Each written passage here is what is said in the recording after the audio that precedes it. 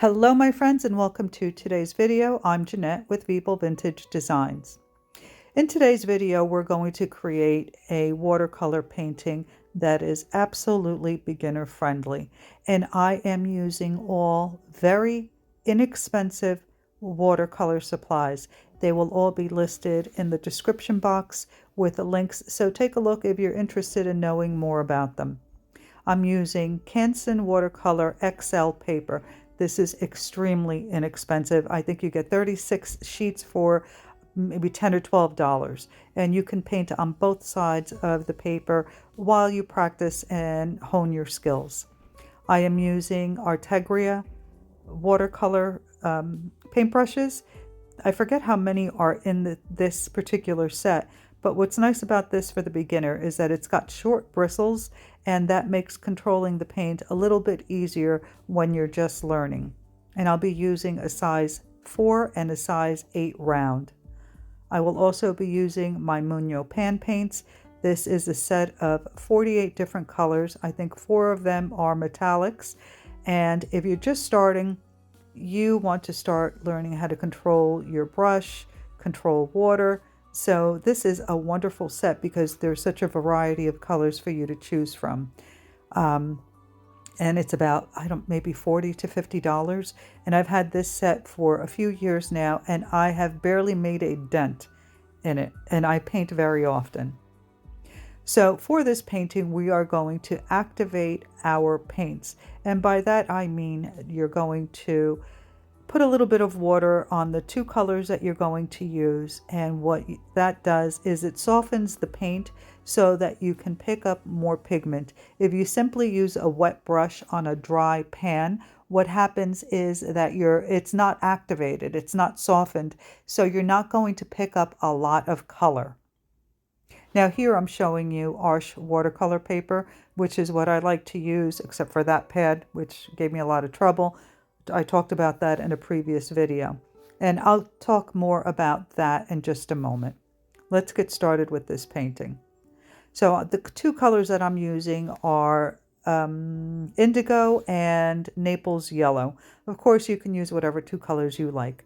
And for this painting, you want to make sure that the paint is very diluted. You want it to be very transparent. So here you see me mixing a lot more water into my paint. And now I'm using the size 4 brush to create the stem for my little branch of leaves. And I am just using the very tip of the brush, and I curve my branch because I think that's more aesthetically pleasing. I don't like to see a straight branch. That's just me. And now I'm adding a little bit of that yellow in the spaces where I skipped with my brush, and I'm not blending them together because I don't want to make green. So of course blue and yellow make green, and if you start messing with it too much, that's what you'll end up with, and that's not what I want. So now I'm using the larger brush to create my first leaf. And when you're using Canson watercolor paper, because it's very inexpensive and it's not cotton, the paint just sits on the surface. So it starts to dry unevenly. So what you see me doing here is taking my brush, dabbing it on my paper towel, and using the paintbrush to lift some of that moisture and to distribute it as evenly as I can within that leaf shape. Then I'm using the smaller brush to drop a little bit of that blue into that leaf shape here and there.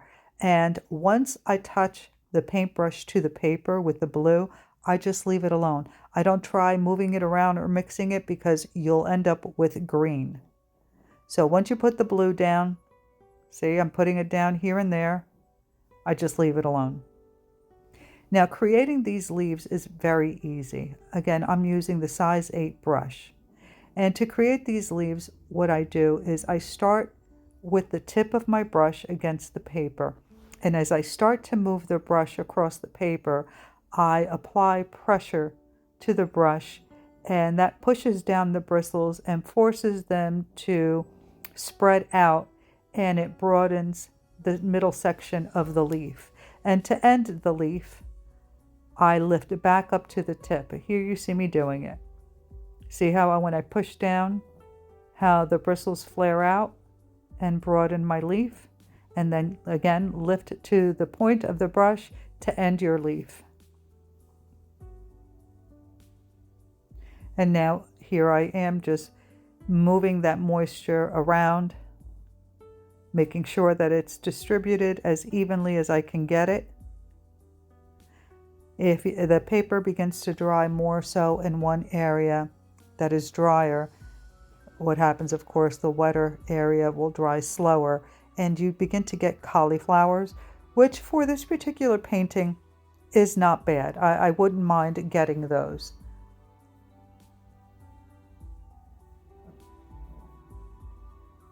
Now, when you work with better quality paper, that doesn't usually happen unless you're not being even with the paint. But that's a lesson for another time. Let's try and keep this simple. Now, for this painting, I'm going to be layering leaves, and by that I mean that once my first layer of leaves is dry, I'm going to be painting more leaves over the first layer of leaves. And because the paint is very diluted and transparent, it's such a pretty effect because you still will be able to see the details of the leaf underneath through the top leaf. So I'm varying the sizes of my leaves and obviously making smaller ones and bigger ones. Some of them have stems, some of them don't.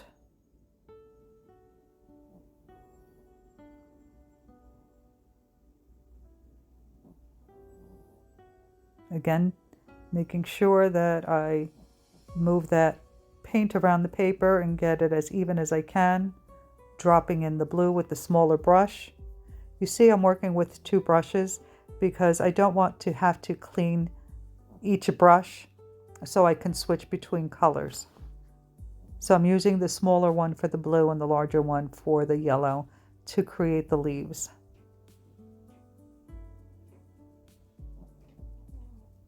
Now, getting back to the quality of paper, when you're first starting out, I do recommend buying inexpensive supplies so that you can get used to how to use the brush, how to create leaves, how to get familiar with watercolor. So using inexpensive supplies is not a bad idea because watercolor paints can get very expensive depending on which ones you purchase. The paper is expensive also, so there is absolutely nothing wrong with starting out with inexpensive supplies. That's why I'm doing this tutorial, to show you that you can get really beautiful results even with inexpensive watercolor supplies. And once you become more familiar and more comfortable with watercolor, then you can switch to 25% cotton watercolor paper just to step it up a little bit, because I find that the paper that you use is probably the absolute most important thing that you can do. If you use professional paints on cheap watercolor paper, your results are not going to be the same. If you use cheap brushes on cheap paper, it doesn't matter. To me, the most important part of watercolor is the quality of your paper. So I use Arches, and I also just started using Bao, I believe I'm pronouncing that correctly. That's also 100% cotton watercolor paper. And when I bought my first pad of Arches, I was so intimidated because it was so much more expensive in comparison to the paper that I had been practicing on, that I was afraid to paint on it. But then I wised up. I bought a large pad, large sheets, I forget the exact size, but what I did was I cut them into quarters. So I created small paintings. I practiced one leaf or one flower, and then I would use the back side of it as well. So that one first pad lasted me a really long time. And I suggest that if you decide to step up your paper, that you do the same. All right, so now we're starting to create the second layer of petals. Not petals, I don't know why I say that all the time, leaves. To create the second layer of leaves, you have to make sure that your first layer is completely dry. If you paint wet over wet paint, it's just going to bleed one into the other and you're going to have a hot mess. So make sure your paper is completely dry.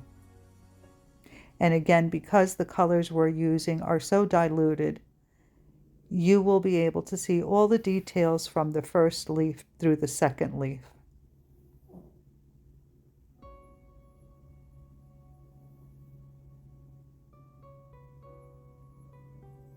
And you can see once I put that blue down, I don't touch it, I leave it alone. If you start to try and move it around with the brush, like I said, you're going to end up with green.